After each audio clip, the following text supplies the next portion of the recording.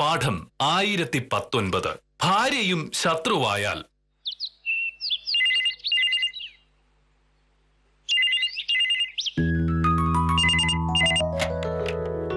Hello, അതെ, ഉണ്ട്, കൊടുക്കാം. ഭാമേ ഇപ്പോൾ വരും. അരമിനിട്ട് ചോദിച്ചില്ല, ചോദിക്കണോ? ഹലോ, അതെ, സത്യഭാമയാണ്. ആ, ചേട്ടനായിരുന്നു. ഞാൻ വക്കീൽ ഓഫീസിൽ വന്നിട്ട് അങ്ങോട്ട് വിളിക്കാനിരിക്കായിരുന്നു. ഇന്നലെ ഞാൻ പറഞ്ഞ പോലെ ചെയ്താ മതി. ഒരു പ്രശ്നം ഉണ്ടാവില്ല, ഞാനല്ലേ പറയുന്നത്. അതുപോലെ ചെയ്തിട്ട് എന്നെ ഒന്ന് വിളിക്കേ. ഇല്ലെങ്കിൽ വക്കീൽ ഓഫീസിലേക്ക് വന്നാ മതി. ഓ ശരി. വലിയ ഗൗരവത്തിലാണല്ലോ. അക്ഷയയിലൊക്കെ വരട്ടെ തുടങ്ങിയ. ഒരു കാര്യം പറഞ്ഞാൽ മനസ്സിലാവില്ല, പിന്നെ എന്ത് ചെയ്യാൻ പറ്റും? കാര്യം നടക്കണമെങ്കിൽ പല മാർഗങ്ങൾ നമ്മൾ നോക്കേണ്ടി വരുമല്ലോ. അതിനൊന്നും ധൈര്യമില്ലാത്ത ഒരു അടങ്ങി ഒതുങ്ങി വീട്ടിരിക്കുന്ന നല്ലത്.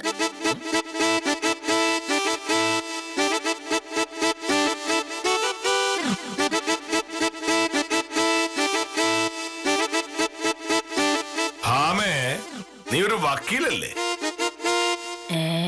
അതെന്താണ് പെട്ടെന്നൊരു സംശയം? ഒരു വക്കീലിന് നാട്ടിലുള്ള നിയമങ്ങളെ പറ്റിയും ചട്ടങ്ങളെ പറ്റിയൊക്കെ അറിയായിരിക്കുമല്ലോ. അത്യാവശ്യം. ഒരു സർക്കാർ ഓഫീസ് പ്രവർത്തിക്കുന്നത് സർക്കാർ ചട്ടങ്ങളുടെയും നിയമങ്ങളുടെയും പിൻബലത്തോടെയാണ് എന്ന നിയമം നീ പഠിച്ചിട്ടുണ്ടോ? രാവിലെ എന്നെ നിയമം പഠിപ്പിക്കാൻ ഇറങ്ങിയതാണോ? ഇപ്പൊ എന്താണ് വേണ്ടത്? ഒരു സർക്കാർ ഓഫീസിൽ നിയമപ്രകാരമല്ലാത്ത ഒരു കാര്യം നടന്നു എന്ന് നീ വിചാരിക്കുക. അതായത് അഴിമതിയോ സ്വജനപക്ഷപാതമോ കൈക്കൂലിയോ അങ്ങനെ എന്തെങ്കിലും. അതിന് ആരായിരിക്കും ഉത്തരവാദി? അഴിമതി കാണിക്കുന്ന ഉദ്യോഗസ്ഥര്. ശരി, ആ ഓഫീസിൽ ഒരു മേലുദ്യോഗസ്ഥനുണ്ട് എന്ന് കരുതുക. സത്യസന്ധൻ, നിയമം വിട്ടൊന്നും ചെയ്യില്ല. പക്ഷേ അദ്ദേഹം അറിയാതെ അദ്ദേഹത്തിന്റെ ഒരു കീഴുദ്യോഗസ്ഥ അല്ലെങ്കിൽ ഒരു കീഴുദ്യോഗസ്ഥൻ അഴിമതി കാണിച്ചു എന്ന് കരുതുക. ആരായിരിക്കും അതിന് ഉത്തരവാദി? ആരായിരിക്കും? മേലുദ്യോഗസ്ഥൻ. കാരണം അദ്ദേഹം തന്റെ കീഴുദ്യോഗസ്ഥനെ വിശ്വസിച്ച് ഒരു കാര്യം ചെയ്യുകയാണ്. ഈ നടപടിയുടെ ഉത്തരവാദിത്വം മേലുദ്യോഗസ്ഥനാണ്. ചുരുക്കി പറഞ്ഞാൽ ഒരു സർക്കാർ ഓഫീസിലെ മേലുദ്യോഗസ്ഥനെ പറ്റിച്ച് കീഴുദ്യോഗസ്ഥൻ ഒരു അഴിമതി കാണിച്ചാൽ അതിന് കുറ്റക്കാരനാകാൻ പോകുന്നത് മേലുദ്യോഗസ്ഥനാണ്. അദ്ദേഹം ഇനി എത്ര സത്യസന്ധനാണെങ്കിലും ശരി.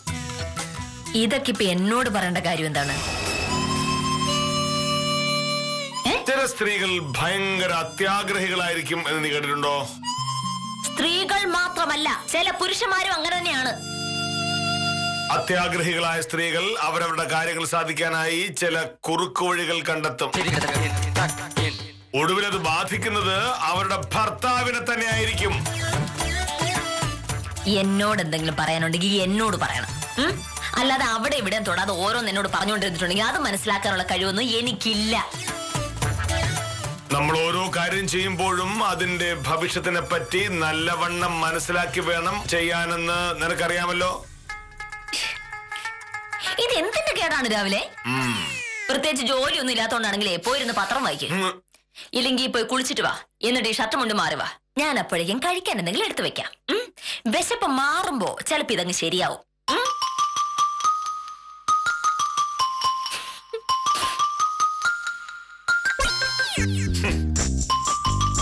എന്റെ അഭിനയം എന്റെ അടുത്ത്. കാഞ്ചനയ്ക്ക് കാശ് കൊടുത്ത് കാര്യം സാധിക്കുന്നത് എനിക്കൊന്ന് കാണണം.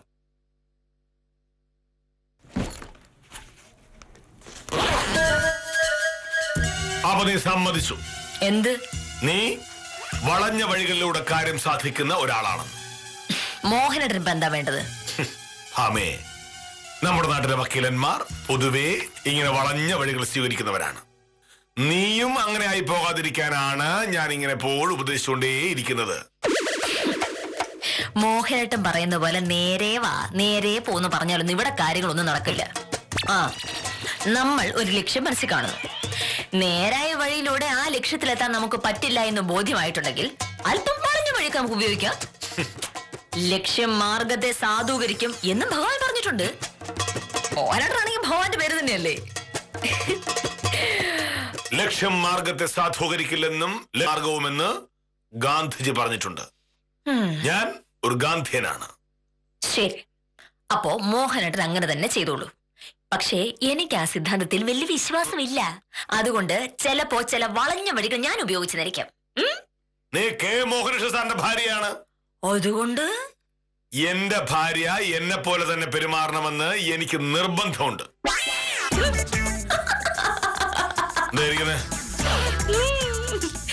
ഞാൻ മോഹനേട്ടനെ പോലെ തന്നെ പെരുമാറിയിട്ടുണ്ടെങ്കിൽ അയ്യാ നല്ല രസമായിരിക്കും. മോഹനേട്ടൻ രാവിലെ എഴുന്നേറ്റാൽ ആഫീസിൽ പോകുന്നവരെ ഒരു ജോലിയും ചെയ്യാറില്ല. ഞാനും അതുപോലെ തന്നെ പെരുമാറിയിട്ടുണ്ടെങ്കിൽ എന്റെ ഈശ്വര കഴിക്കാനുള്ള ആരുണ്ടാക്കും? ഷർട്ടും മുണ്ടും അലക്കും തേക്കും ചെയ്യുന്ന ആരാണാവോ എന്തോ. ഇവിടെ ഒന്നും നടക്കൂല. ഞാൻ പറഞ്ഞത് ഞാൻ ഒരു ഗാന്ധിയനായതുകൊണ്ട് നീയും അങ്ങനെ ആയിരിക്കും എന്ന് ഇന്ത്യൻ ഭരണഘടന പറഞ്ഞിട്ടുണ്ടോ? മോഹനേട്ടാ, ഇവിടെ ഞാനൊരു വക്കീലാണ്. ഒരു വക്കീൽ എന്നുള്ള നിലയിൽ എന്റെ കാര്യങ്ങൾ എങ്ങനെ ചെയ്യണമെന്ന് നന്നായി പഠിച്ചിട്ടാണ് ഞാൻ ഈ പണിക്കിറങ്ങിയത്. അക്കാര്യത്തിൽ മോഹനേട്ടൻ ഉപദേശം എനിക്ക് ആവശ്യമില്ല.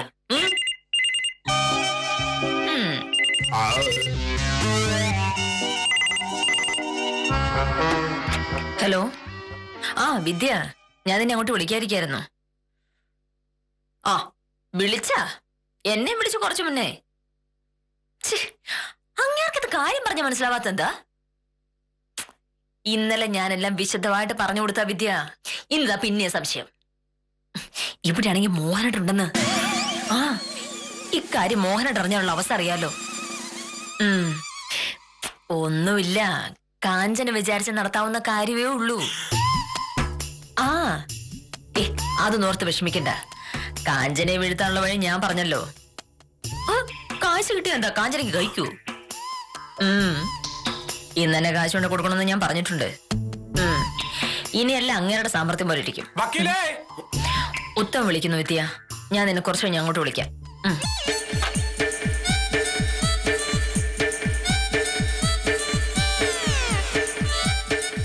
കളിച്ച് കളിച്ച് വില്ലേജ് ഓഫീസിൽ കയറി കളിക്കാൻ തുടങ്ങിയോ?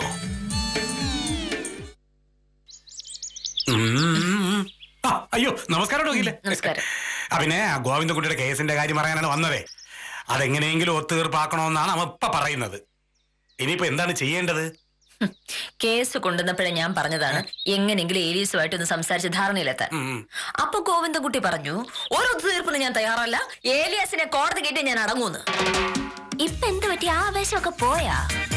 അതിപ്പോ വേണ്ടപ്പെട്ട ആരോ ഗോവിന്ദൻകുട്ടിയെ ഉപദേശിച്ചു, കേസിന് പോയി കയ്യിലിരിക്കുന്ന കാശും കൂടെ കളയല്ലേ എന്ന്. അതുകൊണ്ടാണ് ഗോവിന്ദൻകുട്ടി ഇങ്ങനെ ഒരു തീരുമാനം എടുത്തത്. നടക്കട്ടെ, വക്കീൽ ഓഫീസിലേക്ക് വരാൻ പറ. കോടതി ചെലവ് എന്റെ ഫീസും എനിക്ക് കിട്ടണം. ഓരോരുത്തർക്ക് തോന്നുമ്പോ കേസ് കൊടുക്കാനും തോന്നുമ്പോ പിൻവലിക്കാനും അല്ല ഞാൻ അവിടെ ഇരിക്കുന്നത്. അത് ഞാൻ പറയാം.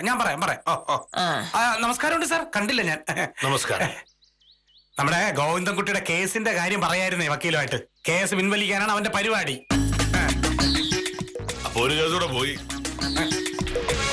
ഇങ്ങനെ കക്ഷികൾ ഓരോരുത്തരായി വന്ന് കേസുകൾ പിൻവലിച്ചാൽ ഈ വക്കീല് കഷ്ടപ്പെട്ടുവല്ലോ. പട്ടത്തിനൊരു കാശ് വേണ്ടേ? എന്റെ കാര്യം ഓർത്ത് ഒരുപാടങ്ങ് വിഷമിക്കണ്ട. എന്റെ കാര്യം നോക്കാനുള്ള പ്രാപ്തി എനിക്കുണ്ട്.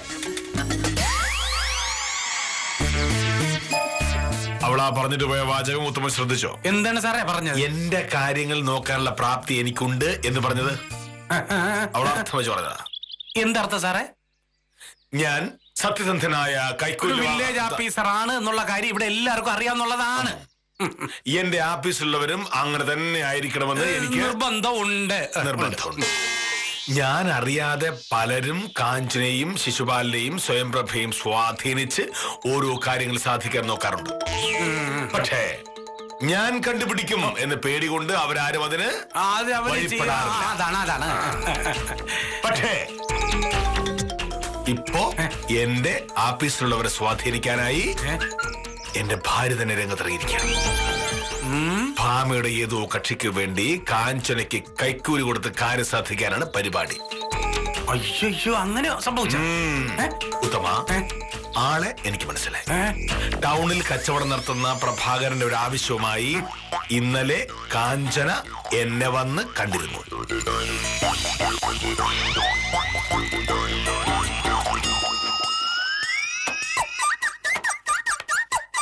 സാർ, ഒരു പോക്കുവരവിനുള്ള അപേക്ഷ കിട്ടിയിട്ടുണ്ട്. ആരുടെ? പ്രഭാകരൻ എന്ന പുള്ളിക്കാരന്റെ പേര്. എന്റെ വീടിനടുത്താ താമസം. അപേക്ഷ എന്റെ കയ്യിൽ തന്നു വിട്ടിട്ടുണ്ട്. നാട്ടിലുള്ളവരുടെ അപേക്ഷയൊക്കെ വീട്ടിന് വാങ്ങിക്കൊണ്ടേണ്ട കാര്യമുണ്ടോ കാഞ്ചനെ? സാർ, എനിക്ക് വളരെ വേണ്ടപ്പെട്ട ആളാ, അതുകൊണ്ട് വാങ്ങിച്ചതാ. പോക്കുവരവ് ഒന്ന് പെട്ടെന്ന് നടന്നു കിട്ടിയാൽ നന്നായിരുന്നു എന്ന് പ്രഭാകരൻ ചേട്ടൻ പറഞ്ഞു. ഏതോ കേസിന്റെ ആവശ്യത്തിനാ.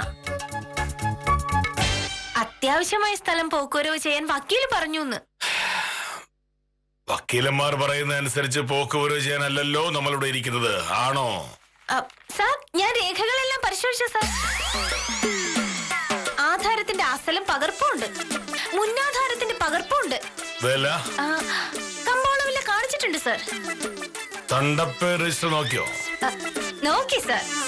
സർവേ നമ്പറും വിസ്തീർണം അടക്കം എല്ലാം ശരിയാ. കാഞ്ചന ഇത്ര ഉത്സാഹിച്ചൊരു കാര്യം ചെയ്യണമെങ്കിൽ അതിന്റെ പിന്നിൽ എന്തോ ഉണ്ടല്ലോ. ഒന്നുമില്ല സാർ, വക്കീല് പറഞ്ഞത് കൊണ്ട്.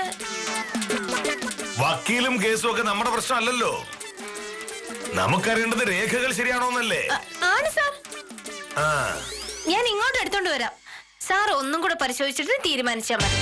പരിശോധിക്കും. എല്ലാം കൂടെ എടുത്തോണ്ട് വരൂ, ഞാൻ നോക്കാം. വലിയ ഉപകാരം സാർ.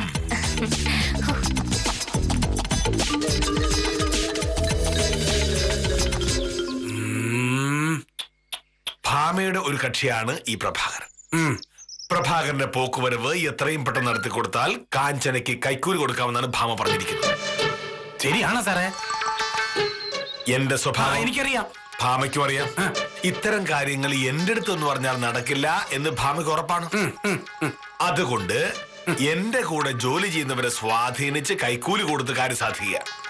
എങ്ങനെയുണ്ട് അവളുടെ ബുദ്ധി? പക്ഷേ കാഞ്ചന സാർ അങ്ങനെ കാശ് വാങ്ങും സാറേ? വാങ്ങും. ഇന്ന് കാഞ്ചനയ്ക്ക് കാശ് കൊടുക്കാന്നാണ് പറഞ്ഞിരിക്കുന്നത്.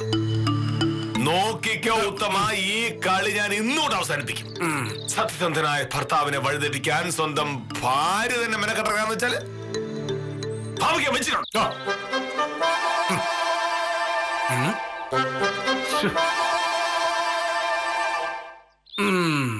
നല്ല ഭാര്യയും നല്ല ഭർത്താവും. ഓ,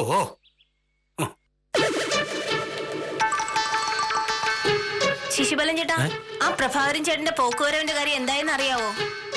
മോനേഷ് സാർ വല്ലതും പറഞ്ഞായിരുന്നോ? പ്രഭാകരൻ ചേട്ടനോ? ഏത് പ്രഭാകരൻ ചേട്ടൻ? ഞാൻ ഇന്നലെ രാവിലെ പോക്കുവരവിനുള്ള ഒരു അപേക്ഷ കൊണ്ടുവന്നില്ലായിരുന്നോ? പ്രഹ്ലാദൻ ചേട്ടന്റെ പരിചയക്കാരനാ പ്രഭാകരൻ ചേട്ടൻ. ഓ, അത് കാഞ്ചന സാർ നേരിട്ട് മോനേഷ് സാറിന്റെ കയ്യിൽ കൊടുത്തതല്ലേ? അതെന്തായെന്ന് എനിക്കെങ്ങനെ അറിയും? എന്താ കാഞ്ചന സാറേ ഇത്ര ധൃതി പിടിച്ചൊരു പോക്കുവരവ്? അത് പ്രഭാകരൻ ചേട്ടന് എന്തോ കേസുമായി ബന്ധപ്പെട്ട പ്രശ്നം. കൂടുതലൊന്നും എനിക്കറിയില്ല. നമസ്കാരം സാർ. നമസ്കാരം. എല്ലാവരും അവരുടെ ജോലികൾ കൃത്യമായി ചെയ്യുന്നുണ്ടല്ലോ അല്ലേ? ഉണ്ട് സാർ. ജോലി ചെയ്യാനാണ് സർക്കാർ നമുക്ക് ശമ്പളം തരുന്നത്. ആ ജോലികൾ ചെയ്യുക, ശമ്പളം വാങ്ങുക, കിട്ടുന്ന ശമ്പളം കൊണ്ട് സന്തോഷമായി ജീവിക്കുക. അതായിരിക്കണം നമ്മുടെ രീതി. അത് പിന്നെ ഈ ആഫീസിലെ കാര്യങ്ങൾ അങ്ങനെയാണല്ലോ സാർ. നിങ്ങൾ നിയമപ്രകാരമല്ലാതെ എന്തെങ്കിലും ചെയ്താൽ അതിന്റെ ഉത്തരവാദിത്വം എനിക്കുമുണ്ട്. അതുകൊണ്ടാണ് നിങ്ങളൊക്കെ ചെയ്യുന്ന എല്ലാ കാര്യങ്ങളും ഞാൻ രണ്ടാമതും പരിശോധിക്കുന്നത്. എല്ലാവരും കൂടി മനസ്സിലാക്കാൻ വേണ്ടിയാണ് പറയുന്നത്. ആരെങ്കിലും സ്വന്തം താല്പര്യത്തിന് എന്തെങ്കിലും ഏടാകൂടെ ഒപ്പിച്ചാൽ അതിന് സമാധാനം പറയാൻ എന്നെ കിട്ടില്ല. ഉപ്പ് തിന്നുന്നവർ തന്നെ വെള്ളം കുടിക്കേണ്ടി വരും.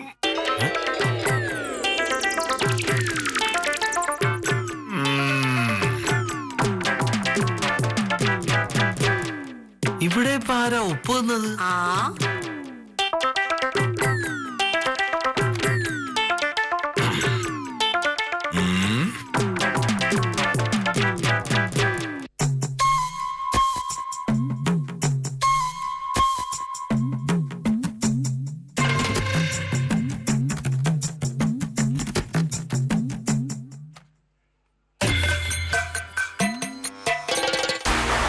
എന്താ ശിശുപാലൻ ചേട്ടാ സാറിന് പതിവില്ലാത്ത ഒരു ഗൗരവം? ഞാൻ ശ്രദ്ധിച്ചു, എന്തോ കാര്യമുണ്ട്. നിങ്ങൾക്ക് വട്ടാണോ? മോനൊരു സാറിന് എന്തെങ്കിലും പറയാൻ പ്രത്യേകിച്ച് കാരണം വേണോ? ഓരോ സമയത്ത് ഓരോ തോന്നല, അപ്പം വിളിച്ചു പറയും. ഇതൊക്കെ ശ്രദ്ധിക്കാൻ പോണ്ട വല്ല കാര്യമുണ്ടോ? ഈ നമ്പറാ തെറ്റിക്കിടക്കുന്ന. നമസ്കാരം സാർ. നമസ്കാരം. ഞാൻ സാറിനെ ഒന്ന് കണ്ട് സംസാരിക്കാൻ വന്നതാ. സത്യഭാമ വക്കീലാ പറഞ്ഞ് ഇവിടെ വന്ന് സാറിനെ കണ്ട് ഇടപാട് തീർക്കാൻ. എന്ത് ഇടപാടാ കാഞ്ചന സാറേ? കൈക്കൂലി. ഒന്നുമില്ല ചേട്ടാ, പുറത്തുനിന്ന് സംസാരിക്കാം.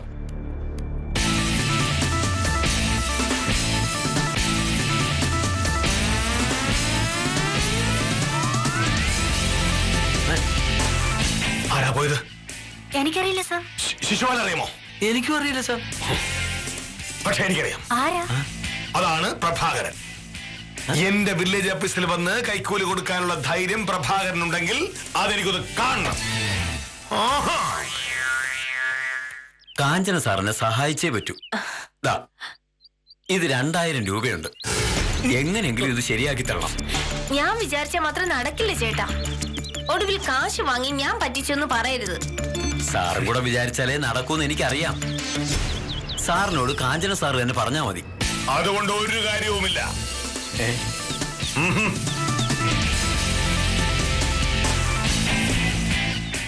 കാഞ്ചന പറഞ്ഞാൽ ഞാൻ കേൾക്കുമെന്ന് പ്രഭാകര ചേട്ടൻ സ്വപ്നം കാണണ്ട. ഈ വില്ലേജ് ഓഫീസിലെ ഓഫീസർ ഞാനായിരിക്കുന്നിടത്തോളം കാലം സത്യസന്ധമല്ലാത്ത ഒരു ഏർപ്പാട് ഞാൻ സമ്മതിക്കില്ല. പ്രഭാകര ചേട്ടന്റെ പോക്കുവരവ് നടന്നത്. അയ്യോ സാർ, ഞാനൊന്ന് പറയട്ടെ. കാഞ്ചന ഒരു അക്ഷരം വിടരുത്. നിങ്ങൾക്ക് എന്നെ പറ്റി എന്താ കരുതിയിരിക്കുന്നത്? ഞാനൊരു വിഡ്ഢിയാണെന്നോ? ഇന്നലെ കാഞ്ചന ഇങ്ങേരുടെ പോക്കുവരവിന്റെ അപേക്ഷയും വെച്ച് ആവശ്യത്തിൽ കൂടുതൽ സംസാരിച്ചപ്പോഴേ ഞാൻ വിചാരിച്ചതാ എന്തോ കുഴപ്പമുണ്ടെന്ന്. അത് കഴിഞ്ഞ് എന്റെ ഭാര്യ ആ ഉണക്ക വയ്ക്കോല് ഇയാളോട് പറയുന്നതോട് കേട്ടപ്പോ ബാക്കിയോട് എനിക്ക് ഉറപ്പായി. സാറേ, സാറ് വിചാരിക്കും പോലെ അല്ല. എല്ലാവർക്കും അറിയാം. ഞാൻ മനസ്സിലാക്കി കഴിഞ്ഞല്ല. ഈ കാശ് സഹിതം 2 പേരെയും പിടിച്ച് പോലീസിൽ ഏൽപ്പിക്കാൻ വേണ്ടത്. തൽക്കാലം ഞാൻ ചെയ്യുന്നില്ല. പ്രഭാകരൻ തലമിടാൻ നോക്ക്. പ്രഭാകരനോ? ഏത് പ്രഭാകരൻ? നിങ്ങളല്ലേ പ്രഭാകരൻ? എന്റെ സാറേ, എന്റെ അച്ഛനും അമ്മയും എനിക്കിട്ട പേര് വേലായുധൻ. ഓ, അപ്പൊ ഇത് വേറെ കേസ്. അത് ശരി. എന്താണ് ആവശ്യം? പറയൂ.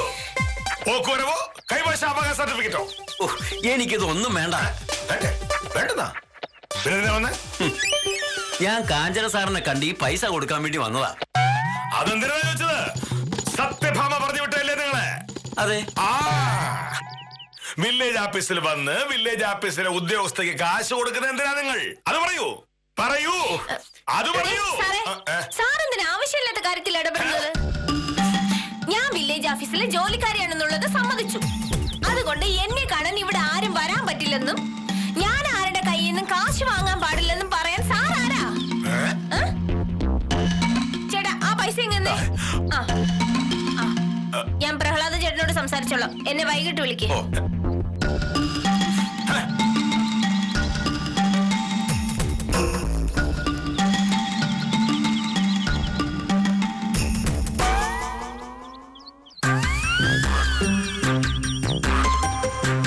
അല്ല, സത്യഭാമ വക്കീലിന്റെ ഭർത്താവല്ലേ സാറ്? ആണെങ്കിൽ അത്രയും ബുദ്ധിയുള്ള വക്കീലിന് ഇത്രയും ബുദ്ധിയില്ലാതെ കെട്ടിയവനെ കിട്ടിയത് എങ്ങനെയാന്ന് ഓർത്തിട്ടാ. കഷ്ടം തന്നെ.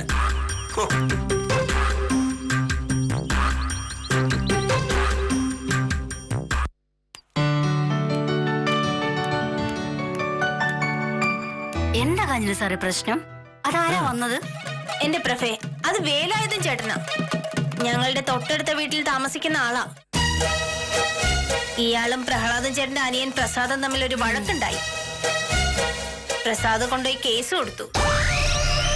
കേസ് മുറുകിയപ്പം വേലായുധൻ ചേട്ടന് പേടിയായി. എങ്ങനെയെങ്കിലും കേസ് ഒത്തുതീർപ്പാക്കാൻ നടക്കുക ഇപ്പോ. മോനേഷ് സാറിന്റെ ഭാര്യയാ വേലായുധൻ ചേട്ടന്റെ വക്കീല്. വക്കീലിനെ കണ്ടപ്പോ പ്രശ്നം പറഞ്ഞു തീർക്കുന്നത് നല്ലതെന്ന് പറഞ്ഞു. അങ്ങനെ കഴിഞ്ഞ ദിവസം വേലായുധൻ ചേട്ടൻ പ്രസാദിനെ കണ്ടു. പക്ഷെ അവൻ സമ്മതിച്ചില്ല. ഇപ്പൊ എന്നെ കാണാൻ വന്നതും കേസ് പറഞ്ഞു തീർക്കണമെന്ന് പറയാനാ. ആശുപത്രി ചെലവിനുള്ള കാശ് തരാന്ന്. ഇത് പ്രശ്നം പറഞ്ഞു തീർക്കാനായി തന്നതാ. അതിനിടയ്ക്ക് സാറെന്തിനാ ചാടിക്കേറി ബഹളം ഉണ്ടാക്കുന്നെന്നാ എനിക്ക് മനസ്സിലാവാത്തത്. എനിക്ക് മനസ്സിലായില്ല.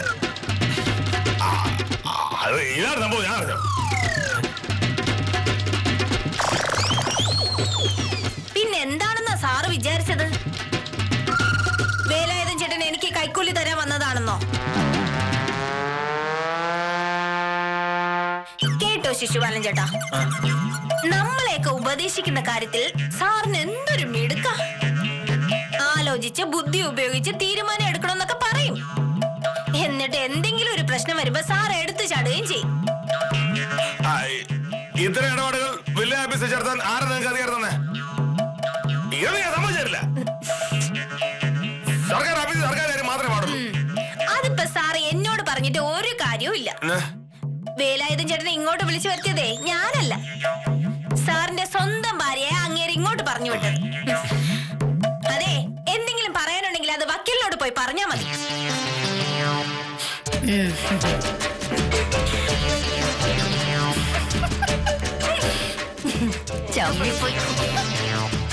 ഇതിൽ എന്നോടും വെക്കിട്ട് കയറിട്ട് എന്താ മോഹനട്ട കാര്യം? ഞാനിതിൽ എന്താ തെറ്റാ ചെയ്തത്? ഇതെല്ലാം മോഹനട്ട എടുത്തിട്ട് കൊണ്ടുണ്ടായതല്ലേ? നീ ഫോണിൽ സംസാരിക്കുന്നത് കേട്ടാൽ ആരും അങ്ങനെ വിചാരിക്കൂ. എല്ലാറ്റും കാരണം നീയാ. ഞാൻ ഫോണിൽ സംസാരിക്കുന്നത് മോഹനട്ട ഒളിച്ചെന്ന് കേട്ടതല്ലേ? അല്ലേ? എന്തെങ്കിലും സംശയം ഉണ്ടായിരുന്നെങ്കിൽ അപ്പൊ എന്നോട് ചോദിക്കണമായിരുന്നു. അല്ലാതെ എല്ലാം രഹസ്യമായി നിന്ന് കേട്ടിട്ട് ഓരോ മണ്ടത്തര ധരിച്ചു വെച്ചിട്ട് അതിനനുസരിച്ച് വല്ലത് കാണിച്ചു കൊടുത്തന്നെ ഞാൻ ഉത്തരവാദി അല്ല. വേലായുധൻ ചേട്ടൻ എന്റെ കക്ഷിയാണ്. എന്റെ കക്ഷിക്ക് ഒരു കുഴപ്പവും വരാതെ നോക്കേണ്ട ബാധ്യത എനിക്കുണ്ട്.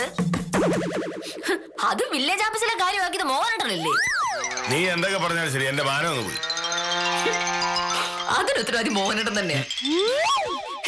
എന്നാലും എന്റെ മോഹനേട്ട, എന്റെ ഭർത്താവ് ലോകത്തിലെ ഏറ്റവും സത്യസന്ധനായ സർക്കാർ ഉദ്യോഗസ്ഥനാണെന്ന് അഭിമാനിക്കുന്ന ഞാൻ തന്നെ എന്റെ കക്ഷിയെ വില്ലേജ് ഓഫീസിലെ കൈക്കൂലിയും കൊടുത്ത് വിടുവെന്ന് മോഹനേട്ടൻ തന്നെ ചിന്തിച്ചു കളഞ്ഞല്ലോ. ഓ, ഭയങ്കരം തന്നെയാണേ. അതെ, ഇനിയെങ്കിലും എന്തെങ്കിലും കാര്യം വരുമ്പോ ഒന്ന് വാ തുറന്ന് ചോദിക്കണം. അപ്പൊ ഞാൻ അതിന് മറുപടി പറഞ്ഞു തരാം. അത് കഴിഞ്ഞിട്ട് വേണം തീരുമാനം എടുക്കാൻ. മനസ്സിലായല്ലോ? നല്ല കടുപ്പത്തിലൊരു ചായ എടുക്കട്ടെ. ക്ഷീണം മാറാം. നല്ലത്. എടുത്തു ചാടുന്നതിന് മുമ്പ് 2 വട്ടം ആലോചിക്കണമെന്ന് 1000 വട്ടം വില്ലേജ് ഓഫീസറെ ഉപദേശിച്ചതാണ്. പക്ഷേ അതുകൊണ്ടൊന്നും ഒരു ഫലവും ഉണ്ടായില്ല. എന്നും ഈ എടുത്തുചാട്ടം മഹാൻ ഇനിയും തുടരുമെന്ന് ഉറപ്പായ സ്ഥിതിക്ക് ഇന്നത്തേക്ക് വിടാം. കാര്യനിസാരം തുടരുന്നു.